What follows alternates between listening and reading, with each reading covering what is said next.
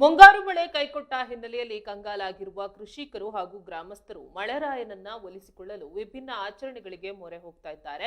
ಅದರಂತೆ ಬೆಳಗಾವಿ ಜಿಲ್ಲೆ ಮೂಡ್ಲಗಿ ತಾಲೂಕಿನ ಮುಲ್ಯಾಳ ಗ್ರಾಮದಲ್ಲಿ ಕತ್ತೆಗಳ ಮದುವೆಯನ್ನ ಶಾಸ್ತ್ರೋಕ್ತವಾಗಿ ಹಾಗೂ ಅತ್ಯಂತ ಅದ್ದೂರಿಯಾಗಿ ನೆರವೇರಿಸಲಾಯಿತು. ಸಾಮಾನ್ಯವಾಗಿ ಮನುಷ್ಯರ ಕಲ್ಯಾಣ ಮಹೋತ್ಸವಗಳು ಎಷ್ಟು ಸಂಭ್ರಮದಿಂದ ಜರುಗುತ್ತವೆಯೋ ಈ ಕತ್ತೆಗಳ ವಿವಾಹ ಮಹೋತ್ಸವವು ಅದಕ್ಕಿಂತ ಕಮ್ಮಿ ಏನೂ ಇರಲಿಲ್ಲ. ಗ್ರಾಮದ ಶ್ರೀ ಹನುಮಾನ್ ದೇವಸ್ಥಾನದ ಆವರಣದಲ್ಲಿ ಮಧ್ಯಾಹ್ನ ಈ ವಿಶಿಷ್ಟ ಮದುವೆ ಸಾಂಗೋಪಾಂಗವಾಗಿ ನೆರವೇರಿತು. ಈ ವಿವಾಹ ಮಹೋತ್ಸವಕ್ಕಾಗಿ ರಬಕವಿ ಪಟ್ಟಣದಿಂದ ಬೆಳ್ಳಂಬೆಳಗ್ಗೆಯೇ ಕತ್ತೆಗಳನ್ನ ಕರೆತರಲಾಗಿತ್ತು. ಗಂಡು ಕತ್ತೆಗೆ ಕಾಂತೇಶ ಹಾಗೂ ಹೆಣ್ಣು ಕತ್ತೆಗೆ ಕಸ್ತೂರಿ ಎಂದು ನಾಮಕರಣ ಮಾಡಿ ವಧೂವರರಂತೆ ಶೃಂಗರಿಸಲಾಗಿತ್ತು. ಮನುಷ್ಯರ ಮದುವೆಯಂತೆ ಅರಿಶಿನ ಶಾಸ್ತ್ರ, ನೂಲು ಸುತ್ತುವ ಕಾರ್ಯಕ್ರಮ ಹಾಗೂ ಮಂಗಲಸೂತ್ರ ಕಟ್ಟುವ ಮೂಲಕ ಹಳ್ಳಿಯ ಸಾಂಪ್ರದಾಯಿಕ ವಿಧಿವಿಧಾನಗಳನ್ನ ಪೂರೈಸಲಾಯಿತು. ಭುಜದ ಮೇಲೆ ಬಾಸಿಂಗ ಧರಿಸಿ ಹೊಸ ಬಟ್ಟೆ ಉಟ್ಟು ನಿಂತಿದ್ದ ಮೂಕ ಪ್ರಾಣಿಗಳ ಮದುವೆ ನೋಡುಗರ ಗಮನ ಸೆಳೆಯಿತು.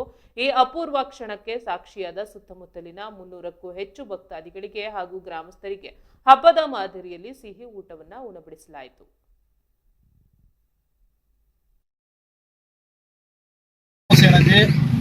ಮಳೆ ಪ್ರಭಾವ ಕಡಿಮೆ ಆದ ಸಂಬಂಧಾಗಿ ಎಲ್ಲ ರೈತರಿಗೆ ಏನಾಗಿತ್ತಪ್ಪ ಅಂದ್ರೆ ಸಂಕಷ್ಟ ಸಮಯ ಎದುರಾಗಿತ್ತು. ಸಂಕಷ್ಟ ಸಮಯ ಎದುರಾದ ಸಂಬಂಧಾಗಿ ನಾವು ಏನು ಮಾಡಿದ್ವಿಪ್ಪ ಅಂದ್ರೆ ಹಿಂದಿನ ಪದ್ಧತಿ ನಮ್ಮ ಹಿರಿಯರು ಹೇಳ್ತಾ ಇದ್ರು. ಏನು ಹೇಳ್ತಿರಪ್ಪ ಅಂದ್ರೆ ಇಂಥ ಒಂದು ಏನಾರ ಕಾರ್ಯಕ್ರಮಗಳನ್ನ ದೇವಿ ಸಂಭೂತವಂತ ಕಾರ್ಯಕ್ರಮಗಳನ್ನು ಮಾಡಬೇಕು ಅಂತ ಹೇಳ್ತಿದ್ರು. ದೇವಿ ಸಂಭೂತ ಕಾರ್ಯಕ್ರಮಪ್ಪ ಅಂದ್ರೆ ಇವೇನಪ್ಪ ಅಂದ್ರೆ ಮೂಕ ಪ್ರಾಣಿಗಳ ಕತ್ತೆ ಮದುವೆ. ಕತ್ತಿಪ್ಪ ಅಂದ್ರೆ ಏನೋ ತಿಳಿಪಾತಾರಪ್ಪ ಅಂದ್ರೆ ಎಲ್ಲರೂ ಒಂಥರ ಹಾಸ್ಯಾಸ್ಪದ ತಿಳಿತಾರ ಕರೆ. ಆದ್ರೂ ಲಕ್ಷ್ಮಿ ಕೈತೆ ಅಂದ್ರೆ ಲಕ್ಷ್ಮಿ ಅಂತ ಹೇಳ್ತಾರ. ಆ ಲಕ್ಷ್ಮಿಕ ಮದುವೆ ಮಾಡೋದ್ರಿಂದ ಒಂದು ಸಮೃದ್ಧಿ ಆದಂತ ಮಳೆ ಆಕೈತಿ ಅನ್ನೋದು ಒಂದು ಏನಪ್ಪಾ ಅಂದ್ರೆ ಹಿಂದಿನ ಕಾಲದ ಸಂಪ್ರದಾಯ ಐತಿ. ಆ ಸಂಪ್ರದಾಯವನ್ನ ಇವ್ನ ಏನ್ ಮಾಡ್ತಾರಪ್ಪ ಅಂದ್ರೆ ನಮ್ಮ ಸುತ್ತಮುತ್ತ ಇಲ್ಲಿ ಯಾವ್ದಾದ್ರು ಮೂಡಲಗಿ ತಾಲೂಕು ನಮ್ಮ ಗ್ರಾಮ ಬಿಟ್ಟರೆ ಮತ್ತೆ ಎಲ್ಲೂ ಮಾಡಿರಂಗಿಲ್ಲ. ಭಾಳ ಆದ್ರ ಮಡಿಗಾಡದಾಗಂತೂ ಭಾಳ ಮಾಡ್ತಾರೆ ಇವ್ರು.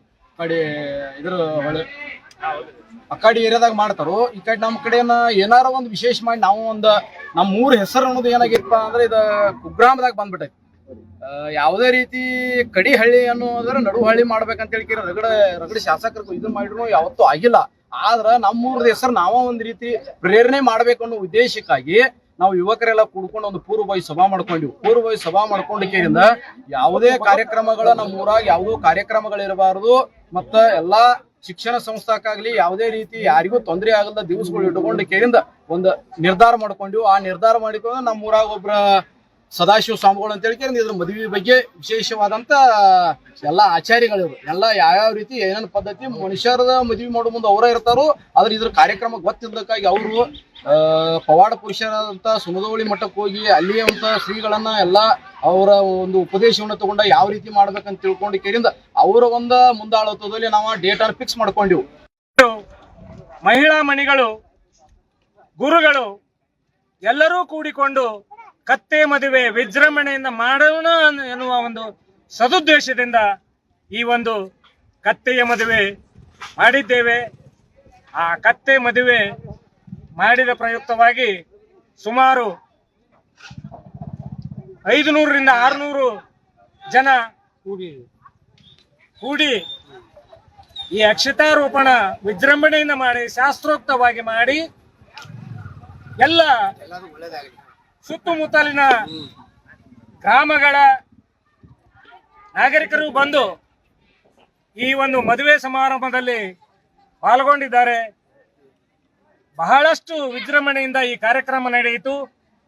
ಭೋಜನ ಕೂಡ ಸುಗ್ರಾಸ ಭೋಜನ 500-600 ಜನಸಂಖ್ಯೆಗೆ ಮಾಡಿದ್ದೇವೆ.